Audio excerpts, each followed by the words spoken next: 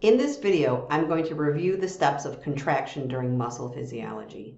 All of the steps are listed here, but let's take a look at these steps individually. The first thing that happens is myosin binds to the actin.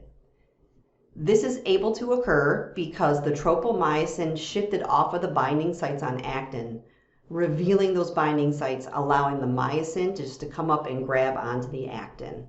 No energy is required for this process because there's a strong attraction between the binding site on actin and myosin. Next, the binding of the myosin to the actin will lead to a chain reaction of events that cause the myosin head to pivot or unbend, if you will, pulling on the actin. So because the myosin is holding the actin, when the myosin pivots or unbends, it will also be pulling the actin along with it. I often think of this as being like, you ever get on a swing and rather than swing back and forth, you twirl and you twist those chains up, right? And you get it into that really like torque state, and then you kind of release your feet or whatever you were using to hold yourself into position, and then it naturally unwinds like that. I kind of think of that when I think of muscle physiology. This myosin head, when it grabs onto actin, it's in this twisted torque state, and that's really high energy state. It doesn't like to be like that. So as soon as it possibly can, it wants to unbend or unwind. And the process of the myosin and actin just coming together will cause that untwisting to occur. This event is referred to as the power stroke. So this is the main event here. This is the process that is actually producing the movement that's associated with muscle contraction.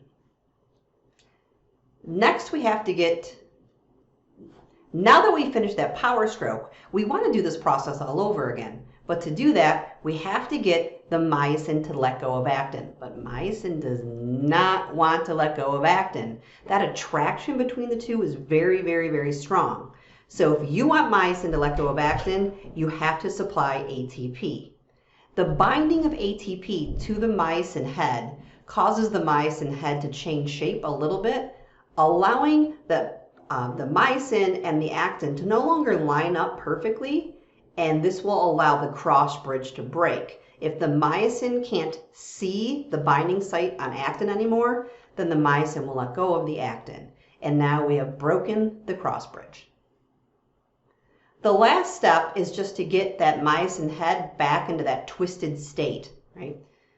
In order to do this, it requires energy. Like, think about it, when you're on that swing, in order to twist it up, that requires energy. The untwisting does not, but twisting it up requires energy.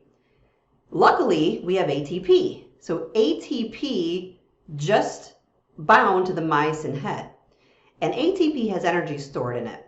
We can break the bond between two phosphates in ATP, and the breaking of that bond will release the energy that's necessary to twist the myosin head or bend the myosin head back into position. Sometimes they call this the cocking of the myosin head or the repositioning step. The process of breaking down ATP to release energy is called ATP hydrolysis. Now that the myosin head is repositioned, it can grab onto another actin and pull, continuing the process. And we'll repeat all of these steps over and over and over again until we run out of something. Often it's space, because don't forget what we're doing here is we're pulling on the thin filament. And thin filaments are part of the sarcomere, just like the thick filament. And as we pull on the thin filaments, the sarcomeres get shorter and shorter and shorter. But eventually they reach a point where they can't get any shorter. They've run out of space, essentially. And that is one of the things that often will stop muscle contraction, is that the sarcomeres are as short as they can get and we've run out of space. But sometimes muscle contraction stops when you run out of calcium or ATP.